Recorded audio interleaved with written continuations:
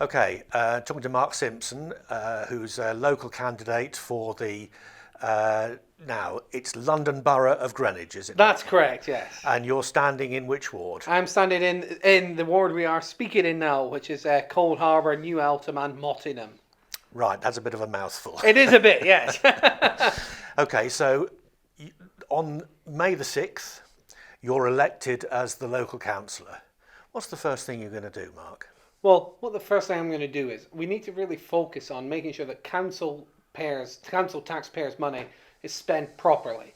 We've had the issue of the Eltham Hollywood sign, which has cost taxpayers £40,000.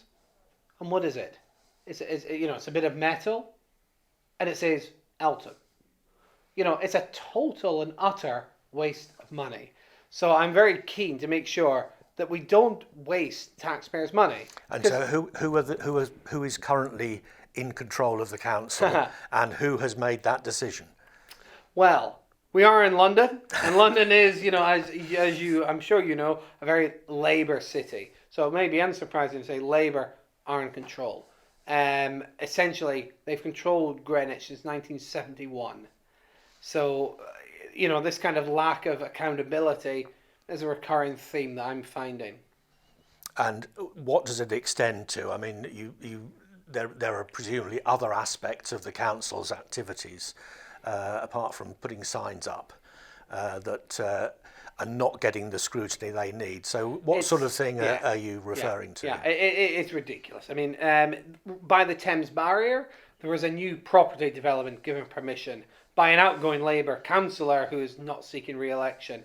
And he gave permission for these flats, even although these flats will never be able to open their windows. Now, why will they not be able to open their windows? That's because it's next to a concrete factory.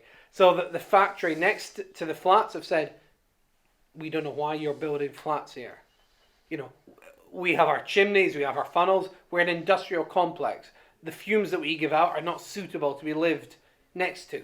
But what have the Labour Council done? They've given planning permission for, I think it's 1,200 flats to be built right next to this concrete plant.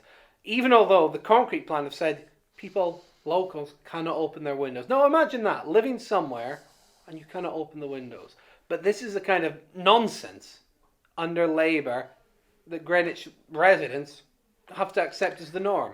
And is there no other opposition to the Labour Party in the area? Well, let me put this to you. Since 1971, it's been Labour. Since 1971, the Conservatives have been the opposition. What kind of an opposition have they been? I mean, really honestly, I would put it to every Greenwich voter that the Conservatives are no opposition. The Conservatives are beholden only to their own principles, which is to get re-elected. They don't care about the local people. All they care about is their own re-election pledges. If they cared about the locals, they would have done something. They could have been an effective opposition, but they're not. So no. Yes, we have an opposition, but are they a real opposition? I'm sorry, they're not. And what are the other issues that are coming up on the doorstep in Greenwich? Are people concerned about bin collections, education, social care, all of those things, or anything in particular? No, all of the above. All of the above. One thing I will say that people are talking about is the LTNs and cycle lanes. It seems that under Sadiq Khan, LTNs are low traffic neighbourhoods. Low traffic neighbourhoods. Yes. Just to clarify, yes. It would seem under Sadiq Khan and kind of the Labour administration in London that there's been a big push for these, despite how unpopular they are locally.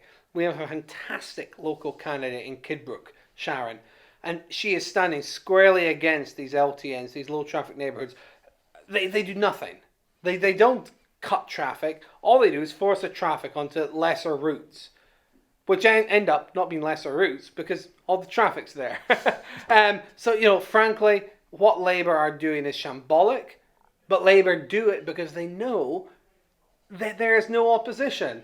If Labour knew that there was actually an opposition, they would actually have to act differently. And we've seen this happening recently.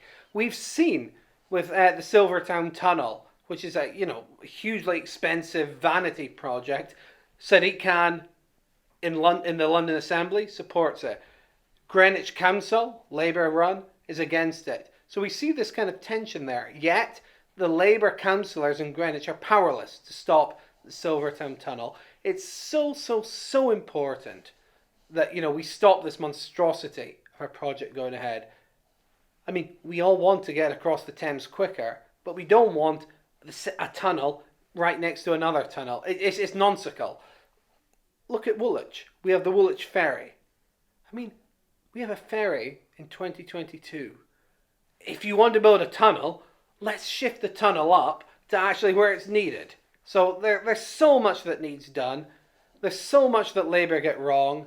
And, it all begins at the local council level. And this is why, as Reform UK, we are standing to give people this alternative vote to come out and say, this isn't right, we're not happy, we want change. And how many candidates do you have standing in the borough at this election? Well, that's as many as you can get. Well, that is somewhat secretive, but let me say this: I'm responsible for Reform UK for organising us in Greenwich. It is my ambition, it is my desired principle to make sure that we have a full slate of candidates across the whole of Greenwich, whether it be in a Labour area or a Conservative area. Because, frankly, Labour aren't doing anything for the locals. The Conservatives are feeble opposition. People need an alternative. So that's why, as Reform UK, I'm going to do everything I can to make sure that we have as many candidates as possible across Greenwich. And on that note, Mark, thank you very much. Thank you very much.